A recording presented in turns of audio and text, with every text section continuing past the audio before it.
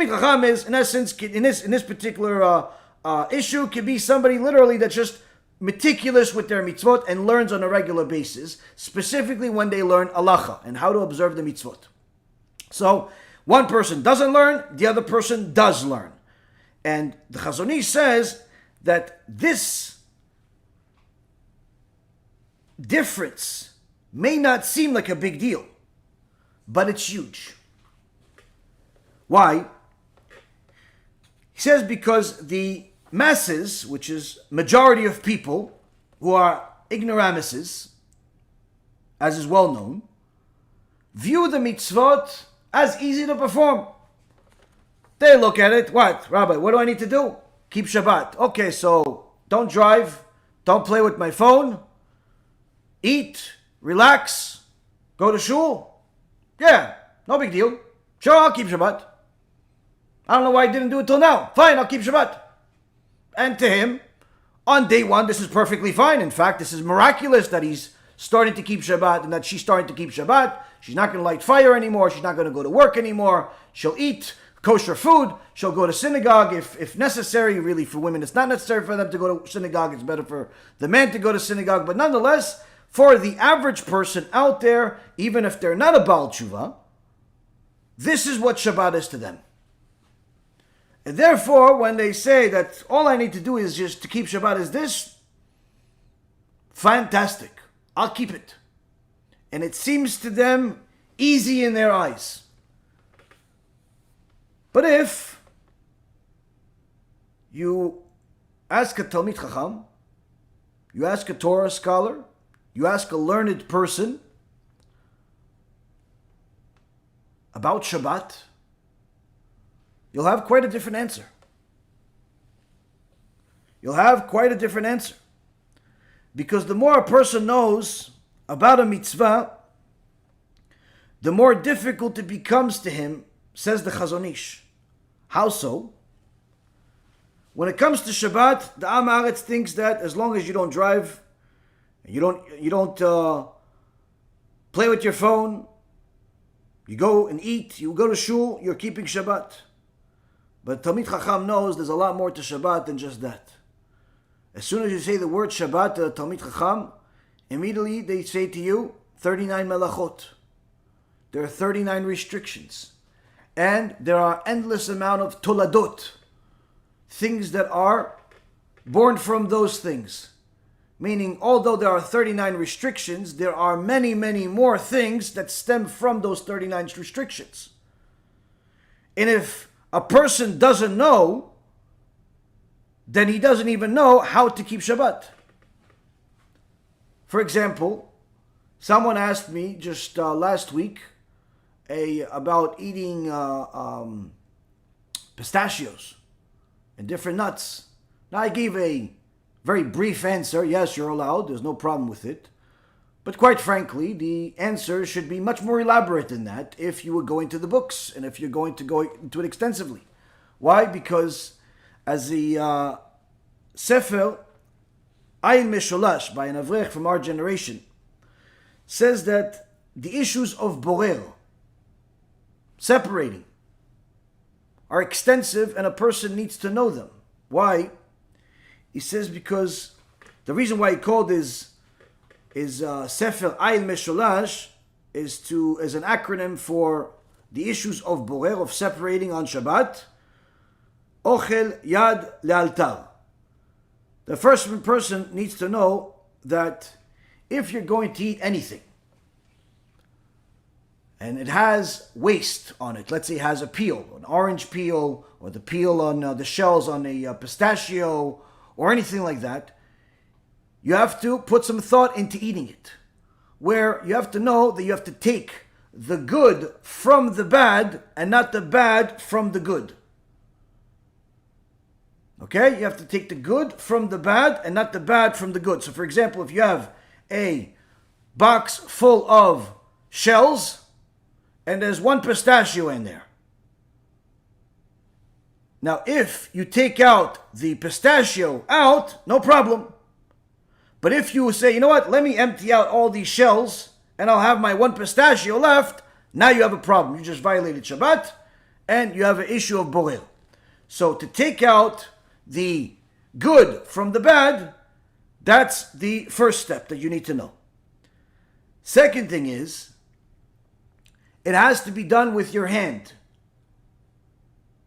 not with a tool. Don't remove the good, the food, from the bad with some type of tool. Do it with your hand. So if you're opening the pistachio seeds with your hand, no problem. If you have some type of machine to do it, which I don't even know if it exists, but nonetheless, for this particular argument, let's say there's a tool for it. Don't use the tool. Use your hand. That's the second thing. Third, it has to be done for now. Meaning, let's say, for example, you have a free afternoon and you know that you have a bunch of company coming over and you don't want people to break their head opening the pistachios or the sunflower seeds or the oranges or whatever it is, and you decide, you know what, let me just peel everything and prepare everything for everyone. You have a problem. Why? The preparation is supposed to be for now, not for later.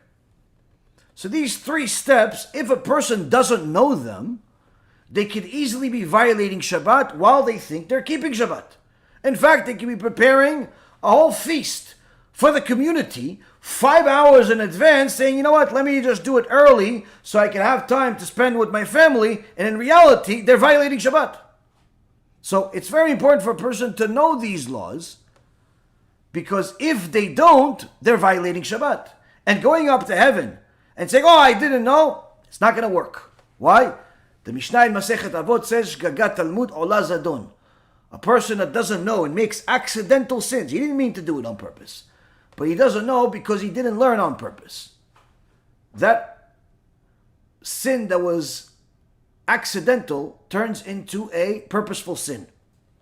So you see, while the average person thinks, oh, it's no big deal, keeping Shabbat, as long as I don't kill anybody, as long as I don't drive a car, as long as I don't watch TV, I'm keeping Shabbat. Well, that's maybe what you think, but there's a lot more to it. The intricate details of each and every single law are an obligation for all of us, not just for the Torah scholars. And each person needs to know these details. Now, of course, a fool will say, listen, I don't know what the blessing is for this thing. I'll just say shakol. Shakol bishvil hakol. That shakol is for everything. That as if Hashem created everything. So I'll say, so Hashem created everything, including this. So in essence, they'll use the same blessing for everything. This is a foolish person. Why?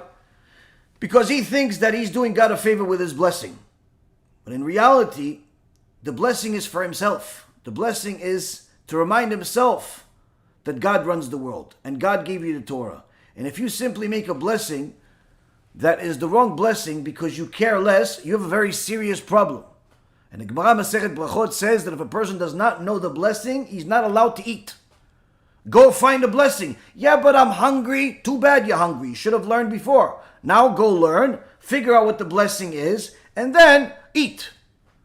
Now a person says, nah, come on, no, it's not. I don't think that God cares if I say shakol, or I say aretz, or I say motzi, or I say this. God doesn't care. It's shakol. It's everything. That's a fool. Why? Because HaKadosh Baruch Hu punishes measure for measure.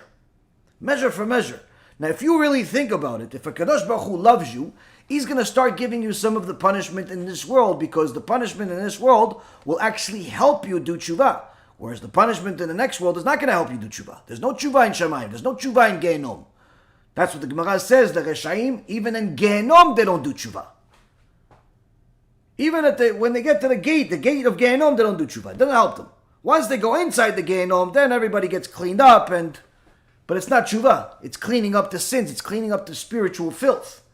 And trust me when I tell you, after you see this film, GEHINNOM, you're not going to want to go to GEHINNOM for even a half a second. But a fool will ignore this and say, shakol. And one day, they can wake up, and all of a sudden, their perfectly healthy body, all of a sudden, can't digest bread.